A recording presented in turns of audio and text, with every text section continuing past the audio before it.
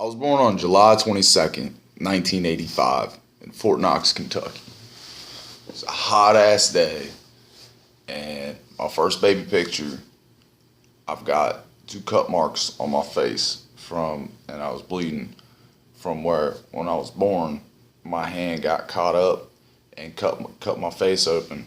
So my very first baby picture ever, I'm bleeding on the side of my face, and I did it to myself. I guess I've literally been self-destructive since day one. I've had a really interesting and fucked up life. I've been through a lot. I'm not going to say that my story is more than anyone else's, different than anyone else's, worse, better, nothing like that. I'm not here to present my story as anything other than it's not. And this is just me speaking.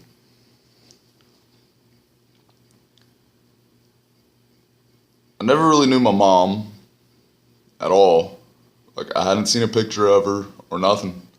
I didn't know who she was, but my mom and dad got married because my dad got my mom pregnant with me. I was a mistake. I was not intended to be here. They never intended on me being here. I wasn't something that was planned.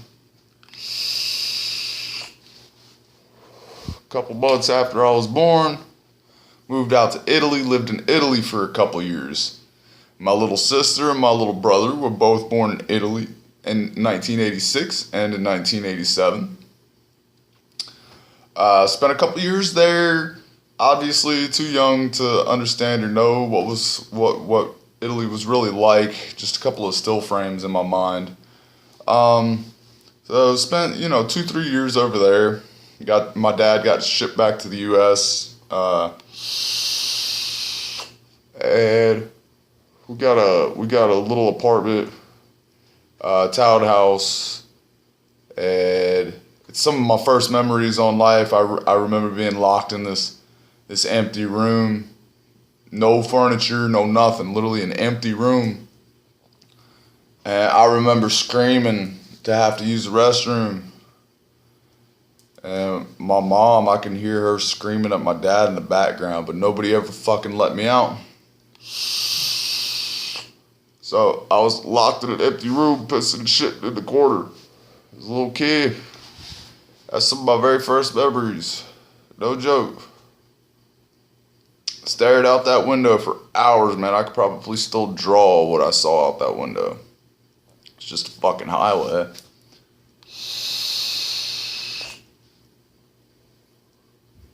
It's the only place where I've ever had a memory of my mother before I was reintroduced to her as an adult. And for many, many years, I didn't even know if it was my mother or if it was something that I had imagined or what. Like, it felt real. I knew it was real. And then, being in contact with my older half-sister on my mother's side years later, well, it was indeed a true story. The only memory of my mother as a little kid was we were all sitting, me, my brother, my sister, my dad, and my older half-sister were sitting around the table. And it's kind of like a wraparound table that sits in the corner. We're sitting there.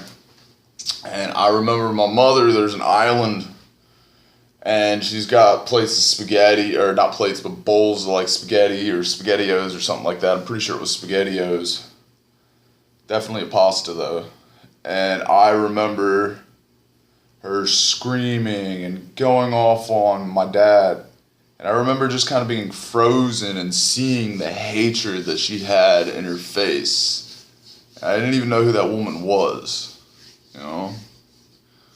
And then she goes hurling the spaghettis and the bowls and everything like that. And I remember a bowl smashing right here, right by my face, just smashed, and food just went everywhere. And this was my mother who was doing that shit. Yeah, she's a little psycho. So my dad and my mom were gonna get a divorce, and it turned really nasty really quick. Me, my brother, and my sister were thrown into foster care. The foster home, the very first, the only foster home I've ever really been to, the foster home that I was at, um, they were abusive. The guy was definitely abusive. I remember him. He was definitely an abusive SOB. Kept a plastic wiffle ball bat behind the door in the basement, and basically I was threatened with this thing all the time. There was no toys, no nothing. I remember I slept in the basement, which was relatively vacant, and the only toy that I had this purple Slinky. It's just plastic purple Slinky. I always remember that because it was literally the only fucking toy I had. And I would sit at these, I'd sit right at the door at the basement of the stairs, and I'd just play with that fucking Slinky for hours, man. I'd just have it go down the stairs, go get it, put it back up, do it again, and it would kill hours and hours and hours of my day. I wasn't really allowed to do anything. Apparently, CPS or whatever did a little more investigating or whatever, and I was taken out of that household, and I was actually thrown into Ohio State Hospital. Maybe 5 years old. I was really I was a mess even as a kid. Definitely a mess. Rebellious. I didn't like the situations I was in. All I ever saw and was around was fighting and war and people fighting and arguing with each other. So screaming and yelling and stuff like that, it became like a part of my behavior at a young age. I do remember that facility, that state hospital that I was at, very little. I know that I had a wet the bed chart. I used to wet the bed like crazy, y'all. I wet the bed probably till I was like 12. I'm not even kidding. That's I'm gonna be honest when I put this story together. Yeah. See, I have to work on how I'm gonna present this, Klaus. I need to be able to present this better than what I'm doing. Cause I'd like to make a fucking book one day. Yeah, that's my goal. Hopefully my story is a little inspirational to some people.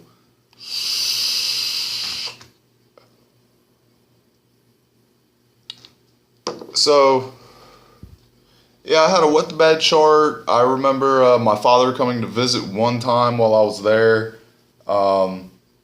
Perhaps he visited more, but I do remember him visiting once. The first ever physical restraint I was in was when he was leaving. I was just screaming that I did not want my dad to go. I didn't want him to leave. And I remember just being a little kid. I was being held by my arms. One, the two, 6 foot tall, adult males or whatever. One's got me by one arm, the other's got me by the other arm, and I'm literally just dangling there, kicking my feet like a chicken, and taken to this padded room. And I used to spend a lot of time in that padded room. It was my way of not doing anything. Like, I didn't have to do anything that you told me to do, no matter where I was or who you were. I could just go sit in a fucking padded room. If I didn't want to do what you had to say, I could just go sit in the fucking padded room. I don't have to do shit you say. So I developed an ability to handle being lonely, So I was always screaming for my father and stuff like that. I wanted my dad. I wanted to be around my family. I know that they put me on medication at this hospital. I was put on Ritalin. I was definitely on Ritalin. When my parents actually got divorced, my dad wound up winning custody of me, my full brother, and my full sister. And we moved into English Village in Virginia. Not in Virginia, in fucking Ohio. What am I talking about in Virginia? No, we moved to English Village in Columbus, Ohio. Not too far from my grandparents, and literally right behind my grandparents' house, there's another house. Has different owners now, but at the time, a lady owned it, or rented it or whatever. A lady had it. That was our babysitter. and her name was Nancy, and she had a son named Brian. And she was our babysitter. She was the lady that my dad had babysit us while he was at work. Within probably a couple of months, my dad had already proposed to her, and within a year they were married. Nancy's an interesting story. Raging alcoholic, extremely abusive, psychologically twisted. I mean, problems with reality.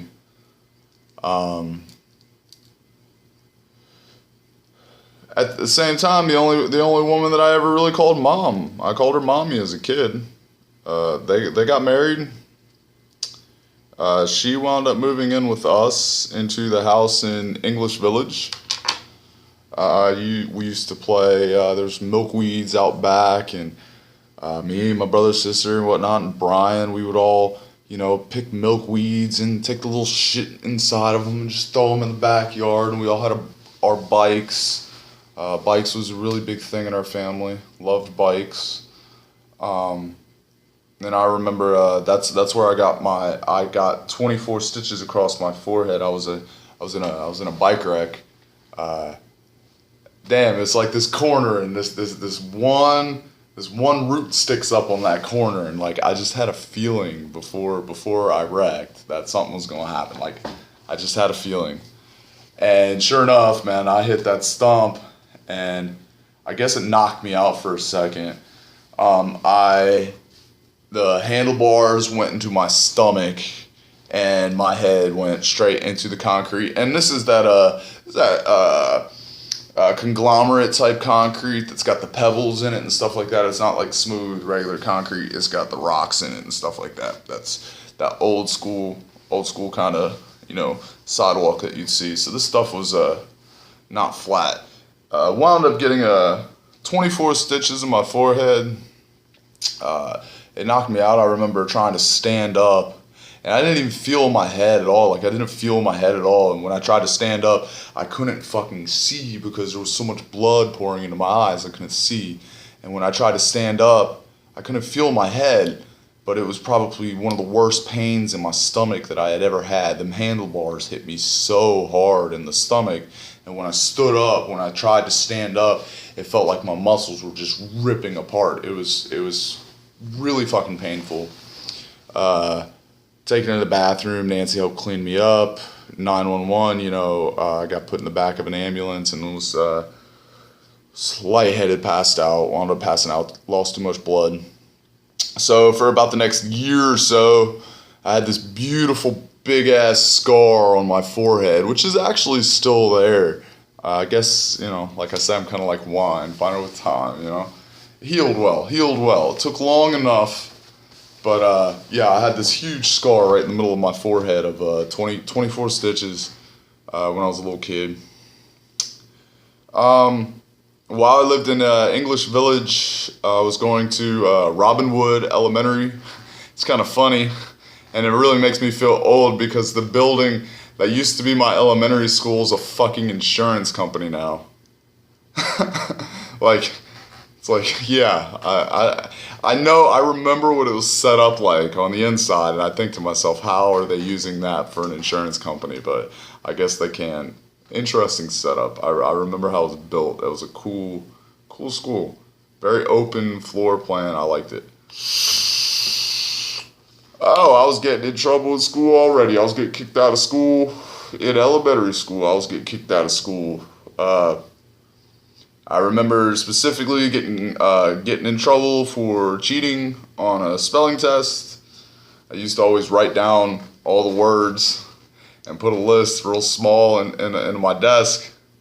And at that young age, it's not like I was actually trying to cheat. You know what I mean? Like, that wasn't my goal. My goal was to, provide the answers that they wanted. Nobody wants to be incorrect. I didn't really think of it as cheating, If anything, I had the right answer at that point, and that was my way of getting it, so I got it. Got in trouble for that.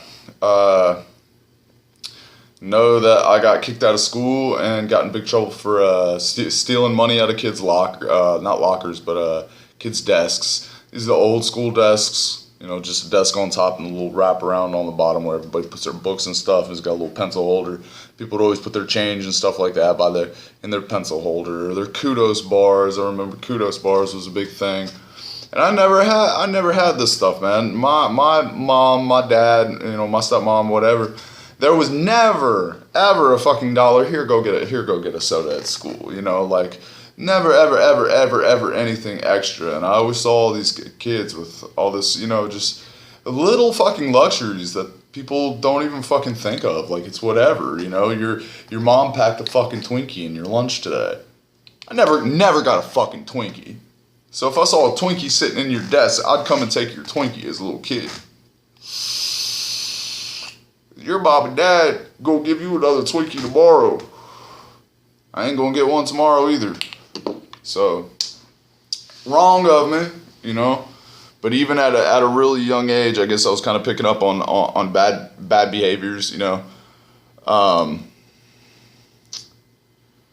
Nancy was an interesting character. When my dad and her first got married and whatnot, she was a born-again Christian.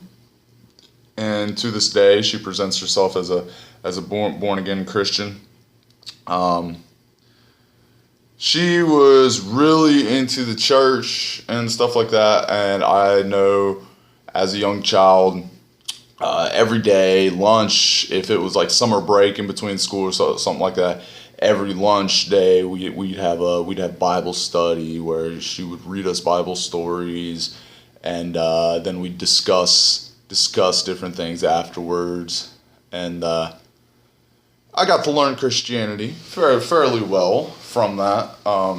We used to go to a couple different churches, but one a little further down the line. All in all, the first few years with Nancy was actually pretty good. We had a pretty good family life. She would save her drinking usually until we went to bed. And when I say it was pretty good, trust me, it wasn't nothing great at all. I'm just saying it wasn't like most of my years that I've had, which have just been seemingly shitty, you know. But she wasn't as abusive in the first couple of years. There was more of a family vibe. We used to go out as a family, and we'd go to Washington, D.C. a lot, and we'd check out the Smithsonian, and we'd check out the National Air and Space Museum, and we've checked out, you know, all of the national landmarks. I've seen them all. But of course we had moved to Virginia, so I guess it would be really good if I fucking present this in a better way. Like I need to have an outline. I need to have an outline that I can like kind of read from, and then kind of like keep on topic for like individual prospects of each thing. So if I'm going to talk about Timber Ridge School specifically, I need to talk specifically about Timber Ridge School for that segment. So those are definitely things that I need to do, and I really need to put this these ideas, my story. I need to be able to express it somehow, and I need to be able to get it out of me. And I really would like to be able to get it on paper at some point in time, but I'm still right now. I mean, I guess I'm fiddling with this, and I'm going through the ideas of how I want to present this in a video form so that I could take it later and type it better, you know, actually lay it into physicality and into paper, and perhaps go get it published.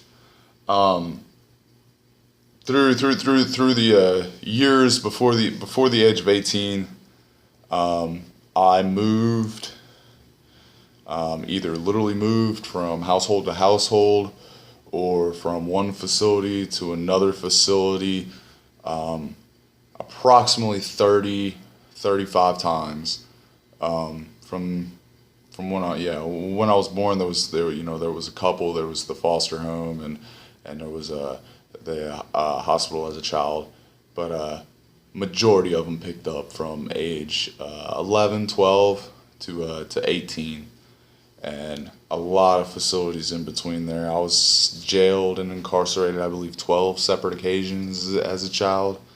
Y'all gonna be like, yeah, damn, right? Yeah, 12, I believe, is the correct number of how many times I was incarcerated, and in several states as well.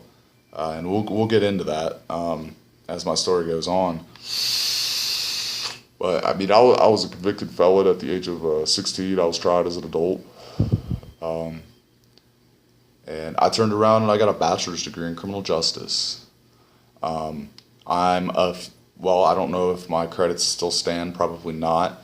But like if I could still use them, I doubt it. But I was only a couple credit hours away from getting a bachelor's degree in corrections as well. One of my majority studies while I was in college was juvenile corrections.